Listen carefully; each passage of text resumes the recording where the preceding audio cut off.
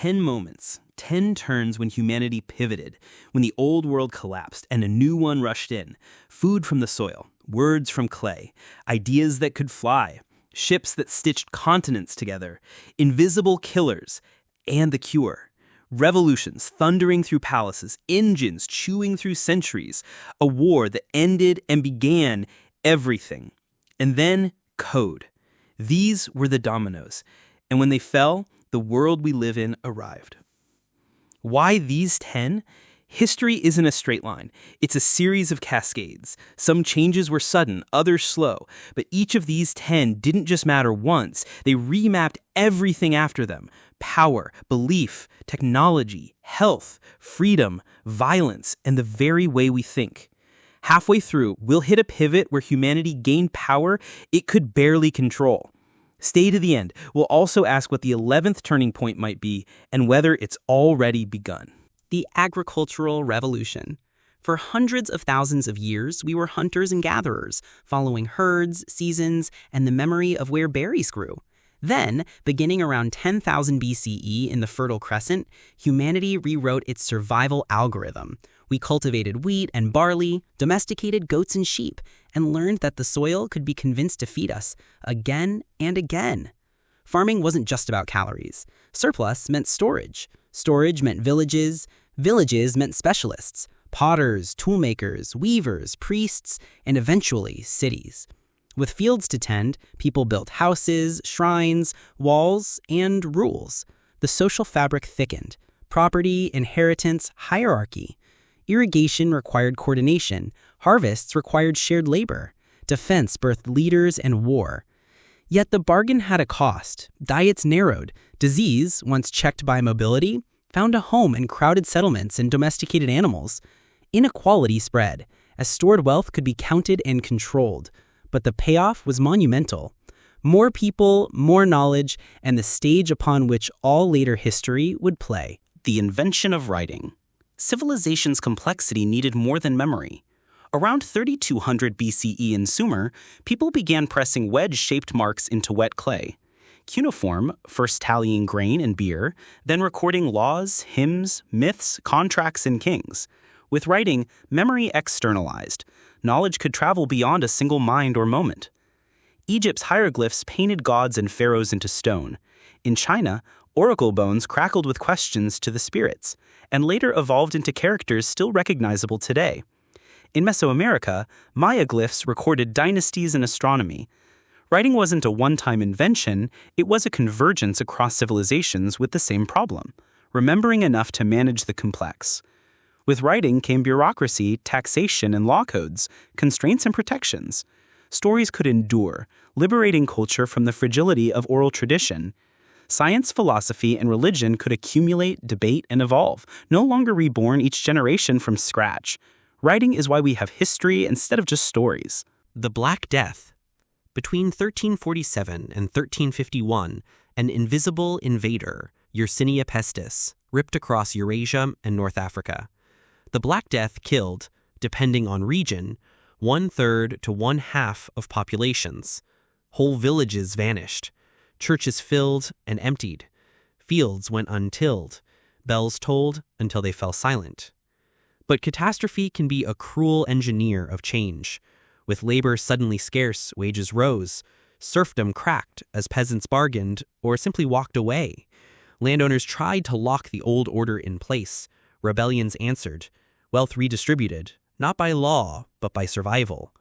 The plague weakened feudal bonds, reshaped economies, and set Europe on a path where labor had leverage and innovation became urgent. The plague also shocked faith and authority. Why had God allowed this? Some turned inward, mysticism, flagellants. Others pursued worldly explanations, contributing to a gradual shift toward observation and inquiry that would later feed the scientific revolution. Art changed, so did medicine. And while the pandemic was not the only cause of later transformations, it accelerated a turn from medieval constraints toward modern social dynamics. The printing press. Around 1450 in Mainz, Johannes Gutenberg combined known technologies, presses, oil-based ink, and movable metal type into a machine that taught ideas how to reproduce. The Bible was among its first famous products, but the true revolution was mechanical, text at scale, both affordable and consistent. Books no longer belonged only to monasteries and princes. The press democratized learning. It cut the cost of copying and slashed errors that crept through hand manuscripts. A pamphlet could ricochet across borders in weeks. Knowledge turned into a market. And markets move fast. Printing powered the Renaissance, fed the Reformation, and accelerated science by letting scholars argue with the same texts. Maps improved, law codes spread, manuals taught artisans new tricks. The press didn't make new ideas by itself, but it made it much harder to kill them. 1492 and the Columbian Exchange. In 1492, Christopher Columbus crossed an ocean, but what followed was far larger than one voyage. The Columbian Exchange braided Old World and New World ecosystems, economies, and peoples into a single turbulent system. Crops leapt continents. Potatoes, maize, and tomatoes from the Americas fueled population booms in Europe, Africa, and Asia. Wheat, sugar, and rice moved west. Animals, horses, cattle, pigs, transformed landscapes and cultures. But microbes traveled too. Smallpox, measles, and influenza devastated indigenous populations in the Americas. Deaths numbered in the tens of millions. Societies shattered, empires unmade. In the wake of collapse, European empires seized land and mined silver on a planetary scale, feeding global trade networks from Potosi to Manila. To replace lost labor and feed plantations, the transatlantic slave trade brutally uprooted millions of Africans, scattering cultures and lives across the Americas. Sugar, tobacco, and later cotton fed European markets. Capital and power concentrated. Resistance and new identities formed under unbearable pressure. The world became interdependent, by force and by exchange. This was the birth of the modern global system, a mixed legacy of innovation and atrocity, abundance and loss, still vibrating today in foods we eat, languages we speak, and borders we dispute. The Scientific Revolution. In 1543, Nicholas Copernicus quietly suggested something explosive. The Earth circles the sun. Over the next century and a half, a new way of knowing matured: hypothesis, experiment, measurement, replication. The scientific revolution wasn't a single discovery, but a method, an operating system for truth. Galileo turned a telescope upward and saw moons orbiting Jupiter, roughness on our moon, and phases of Venus. Johannes Kepler found that planets trace ellipses, not circles. Francis Bacon preached induction from data. Descartes championed methodical doubt. Robert Boyle trapped air and made vacuum. Hooke and Leeuwenhoek saw cells and microbes. Isaac Newton unified motion and gravity under universal laws, written in the language of mathematics. This method decoupled knowledge from authority. No decree could overrule a repeatable result. While religious, philosophical, and political contexts were complex and often conflicted, something irreversible took root: a shared, testable reality. The scientific revolution powered technology, medicine, and industry. It also taught us to change our minds when evidence demanded it. The Enlightenment and the French Revolution. If science remapped nature, the Enlightenment asked, can we also remap society? Thinkers like Locke, Montesquieu, Voltaire, and Rousseau argued for consent of the governed, separation of powers, free expression, and universal rights. In 1789, France erupted.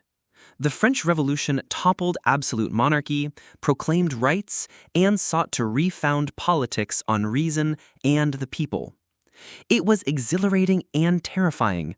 Liberty beside violence, equality beside empire under Napoleon. Yet, its vocabulary escaped any single nation. Citizenship, human rights, nationhood, secular law, merit. Revolutions in Haiti and the Americas, reforms and reactions across Europe, and anti-colonial movements globally would draw from or react to these ideas. Modern constitutions, parliaments, and civic movements all speak the Enlightenment's language, while also grappling with its blind spots and contradictions. The dream is unfinished, making rights real for everyone. The Industrial Revolution. Late in the 18th century, a new fire entered human life: fossil fuel engines that turned coal into motion.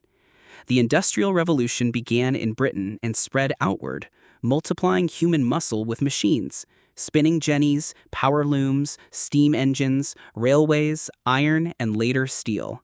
Production leapt, prices fell, and the clock took command of work.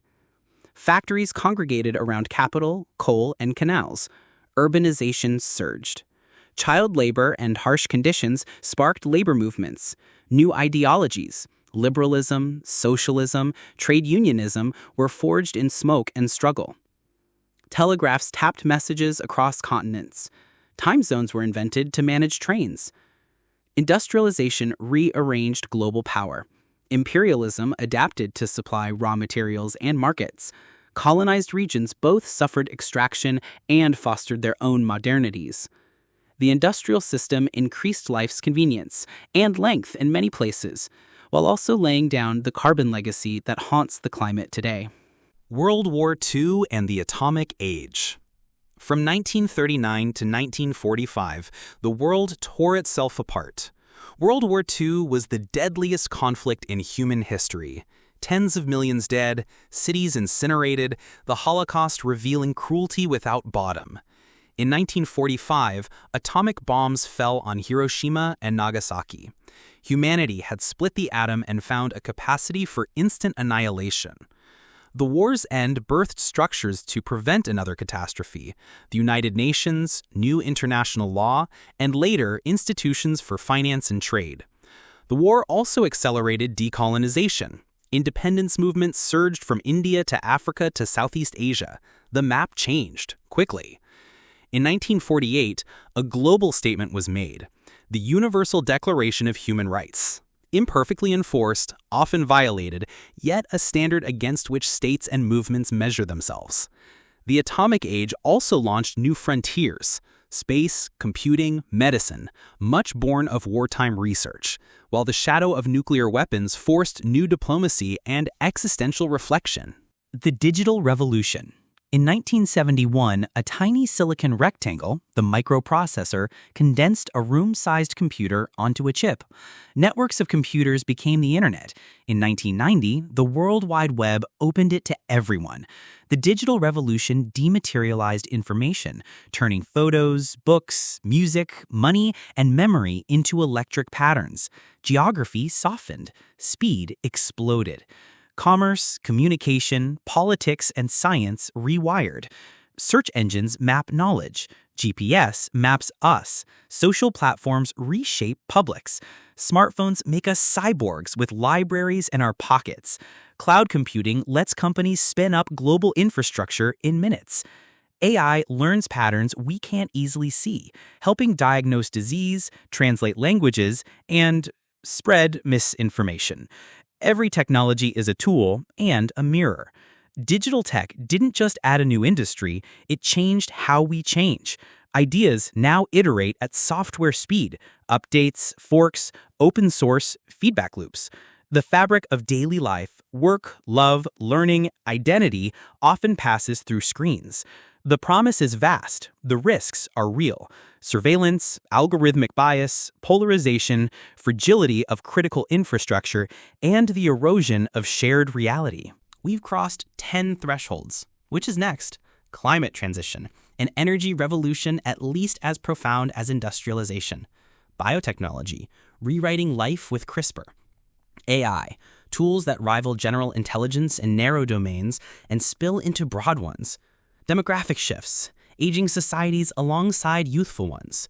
Space, a new commons with new rules. History isn't inevitable. It's made by choices, most of them ordinary, cumulative, human. The past tells us we've survived plagues, toppled kings, and built engines.